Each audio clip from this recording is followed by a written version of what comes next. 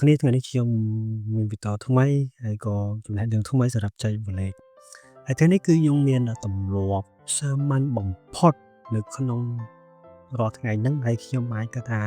ទម្លាប់សាមញ្ញនេះប៉ុន្តែផ្លាស់ប្ដូរជីវិតយើងបានថ្ងៃនេះយើងមកនិយាយអំពីរឿងសាមញ្ញបំផុតដែលទាំងខ្ញុំទាំងបងប្អូនគាត់ជាធ្លាប់ធ្វើជារៀងរាល់ថ្ងៃហើយដែរប៉ុន្តែអាសាមញ្ញនេះប៉ុន្តែវាអាចផ្លាស់ប្ដូរជីវិតយើងបានពិតប្រាកដមែនតើបងប្អូនដែលមានសំណួរមួយដែលធ្លាប់សួរខ្លួនឯងតើហេតុអ្វីមនុស្សខ្លះគេអាចឡើងដល់កម្រិតខ្ពស់បំផុតហើយតែអ្នកខ្លះផ្សេងទៀតមិនបានសឹងតែងើបមុខជីវិតដដែលងើបមុខអត់រួចទេនៅតែដដែល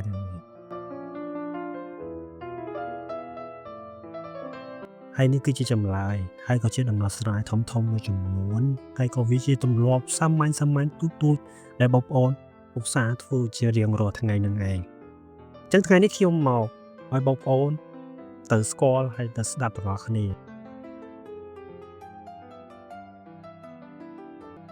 ចឹងជាទូទៅពីមុនខ្ញុំក៏អញ្ចឹងដែរឧបស្ពេលដែលភ្ញាក់ពីគេហ្នឹងគឺតែខ្ញុំទាំងជាច្រើនខ្លាំងមែនតើបើកភ្នែកឡើងគឺអត់ងើបទៅធ្វើស្អីមួយទេគឺមើលទូរស័ព្ទមើល Facebook scroll បន្តិចចឹងទៅចូល TikTok អញ្ចឹងទៅមើលឆាតអីចឹងទៅប៉ុន្តែបងប្អូនត្រូវដឹងថាអាទម្លាប់ទូចនឹងឯងវាក៏អាចឲ្យយើងលូតលាស់ហើយក៏វាអាចបំផ្លាញរបស់យើងបើសិនជាបងប្អូនធ្វើនឹងយូរហើយផ្លាស់ប្ដូរវាទៅក៏ឲ្យបងវានឹងបំផ្លាញបងប្អូនបន្តទៅទៀតតែអ្វីដែលបងប្អូនមិនដឹងគឺនោះថាបងប្អូនចំណាយពេលតែ10នាទីក្នុងមួយថ្ងៃនៅពេលបងប្អូនភ្ញាក់ពីចំណេះហ្នឹងវាគឺជាអំណាចបើកចិត្តបើកប្រកបកំណត់បងប្អូនសិតទៅរកជីវិតថ្ងៃថ្មីឬក៏ថ្ងៃថ្មីដ៏អស្ចារ្យរបស់បងប្អូនដូច្នេះទម្លាប់ទី1ដែលខ្ញុំនិយាយមិញគឺដែលធ្វើឲ្យបងប្អូនលូតលាស់ក្នុងអាយុចំណោមមនុស្ស1000នេះហ្នឹងគឺពេលដេកមកបងប្អូនញ៉ាំទឹកមួយកែវអង្គុយឲ្យស្ងៀមកុំធ្វើឲ្យទាំងអង្គុយស្ងៀមអាចថាសមាធិក៏បានដែររយៈពេល10នាទីមុនពេលបងប្អូនទៅធ្វើហើយខ្ញុំធ្វើវានេះគឺរយៈពេលជាង3ខែកន្លងនេះគឺថាវាល្អមែនទៅធ្វើឲ្យគូក្បាលខ្ញុំលូតលាស់ឲ្យទៅគូក្បាលខ្ញុំស្រឡះហើយដល់ពេលខ្ញុំធ្វើការងារទៅពេលធ្វើការអីគឺមានអារម្មណ៍ថាស្រឡះបងប្អូនអង្គុយគិតថា10នាទីហ្នឹងបងប្អូនអង្គុយស្ងៀមក៏បានបន្ទាប់មកបងគិតថាពេលបងទៅការរកស៊ីបងប្អូនទៅធ្វើស្អីមុនគេគិតពីអ្វីដែលយើងពាក់ពីគេភ្លាមតែម្ដងដល់ពេលបងប្អូនគិតហើយគិតតែមួយជំហានហ្នឹងកុំគិតអីច្រើនគិតថាថ្ងៃហ្នឹងពីម៉ោង6ព្រឹកឲ្យបងងើបទៅហ្នឹងហើយដល់ឲ្យការរកស៊ីបងប្អូនធ្វើអីគេមុនគេគិតតែប៉ុណ្្នឹងទៅបានហើយដកដង្ហើមវាធំអានេះវាមិនចាំបាច់ដូចនិយាយយើងថាមិនបាច់ធ្វើវា professional ក៏តាំងសមាធិទេគាត់អង្គុយឲ្យស្ងៀមទៅបានហើយគួយគិតថាតើធ្វើអីគេមួយថ្ងៃនេះបងប្អូនគាត់អង្គុយដកដង្ហើមរយៈពេល10នាទីធ្វើឲ្យបងប្អូនស្ងប់វាធ្វើចិត្តបងប្អូនព្រាមគឺធូរស្បើយហើយវាមានអារម្មណ៍ថាបងប្អូនគឺមានកម្លាំងបងប្អូនអាចសាកធ្វើពីឥឡូវនេះបានបងប្អូននឹងសង្កេតឃើញថាដល់ពេលដែលបងប្អូនទុកពេលខ្លួនឯងក្នុងមួយថ្ងៃទៅ10នាទីពេលព្រឹកហ្នឹងណាខ្ញុំគិតថា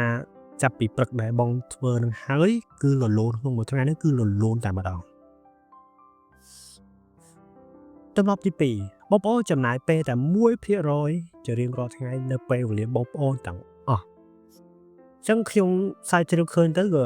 ទាំងអ្នករៀនទាំងអ្នកប្រាជ្ញទាំងអ្នកជោគជ័យមួយចំនួនធំពួកគាត់តែចំណាយពេលរៀន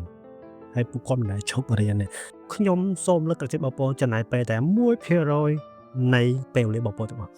ចឹងសំណួរសួរថាតើ 1% គឺជាអ្វី 1% មានន័យថាបងប្អូនចំណាយពេលតែ10នាទីឬ15នាទីក្នុងមួយថ្ងៃបងប្អូនគាត់ណាអានអត្ថបទមួយបងប្អូនមើលវីដេអូចំណេះដឹងមួយបងប្អូនតែមើលចំណេះដឹងដែលបងប្អូនចង់រៀនមួយចឹងខ្ញុំគិតថាវានឹងទទួលបានទម្លាប់នេះ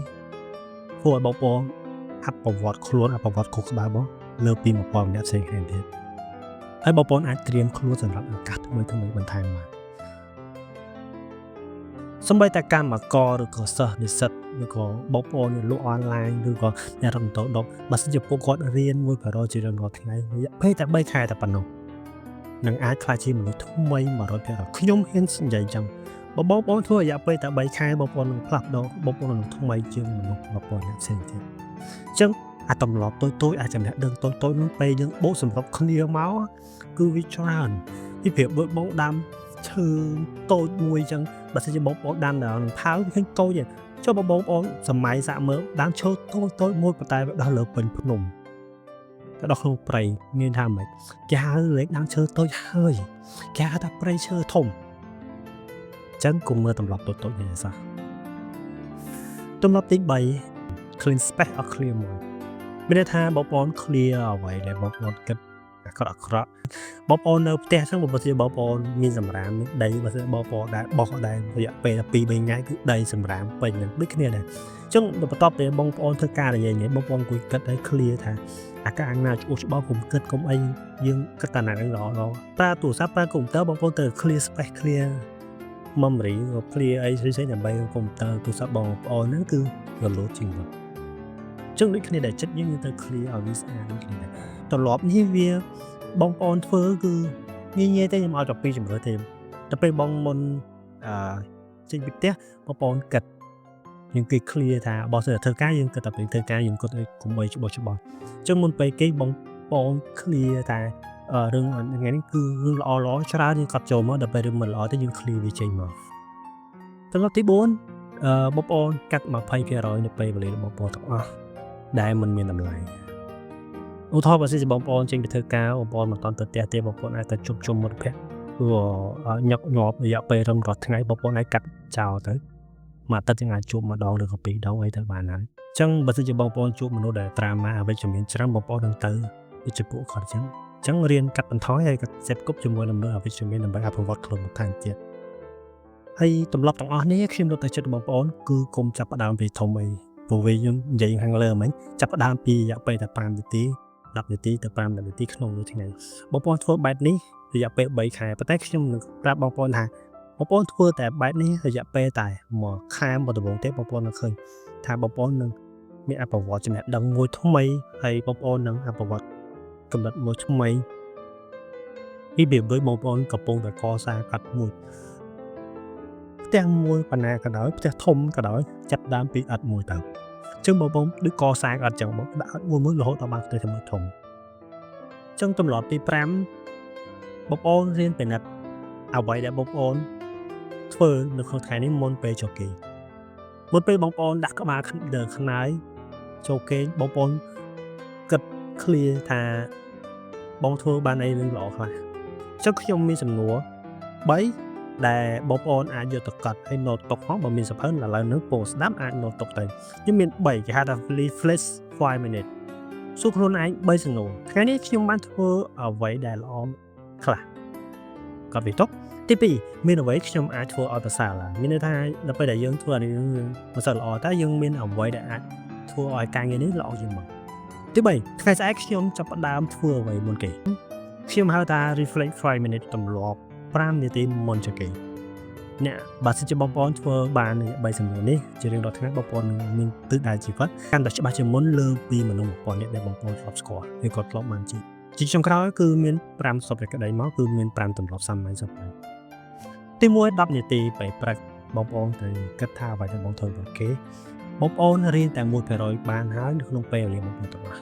ទី3បងប្អូន clear អ្វីដែលអាក្រក់ទៅចោលអស់ទី4ទៅពេលដែលបងប្អូនធ្វើមួយកាត់ការរំខានចោលដូចជា scroll ដូចជាដែរទី5គឺកំណត់ខ្លួនឯងមុនជួបគេបើសិនជាបងប្អូនអនុវត្តបានតែ2ក្នុង5ជីវិតបងប្អូននឹងផ្លាស់ប្ដូរជាមនុស្សថ្មីស្រឡាងតែមួយបើសិនជាបងប្អូនអនុវត្តបាន5ទម្លាប់ទាំងអស់នេះបងប្អូននឹងក្លាយជាមនុស្សស្វ័យគ្រប់គ្រងមានន័យថាបងប្អូនមានវិន័យបងប្អូនមានទិសដៅបងប្អូនមានគោលដៅជីវិតនិងមានអនាគតសាងសង់ផ្ទះឬក៏សាងសង់ខ្លួនឯងដោយខ្លួនឯងខ្ញុំសង្ឃឹមថាចាប់ដើមពីថ្ងៃនេះព្រឹកនេះម៉ោងនេះរហូតដល់ឥឡូវនេះថ្ងៃស្អែកនឹងជាអ្វីដែលបងប្អូនជាមនុស្សថ្មីសង្ឃឹមតែបងប្អូននឹងទទួលបានទម្លាប់ល្អជួបខ្ញុំនៅវីដេអូក្រោយជាមួយនឹងឃើញតបថ្មីអរគុណ